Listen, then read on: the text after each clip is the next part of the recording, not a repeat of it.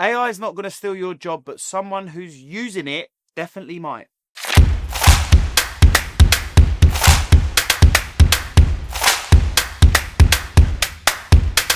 I've seen it happen already.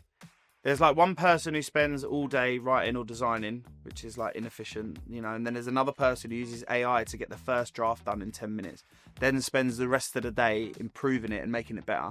It's the same skill, different mindset. That's the difference between surviving and flying right now, in my opinion. When I started using AI properly, I stopped worrying about what it might take away from me, and I started focusing on like what it could give me back, like time, ideas, options. The people winning with AI at the moment, I think, are not experts. They're just curious. They're messing around with it. They're learning what it's good at, what it can do, and they're using it every day. You don't need to be like a prompt engineer to use these tools. You just need to stop ignoring the biggest creative tool in the world that's going on right now and get stuck in, because you can use certain tools all day, every day, and they're going to make you way faster.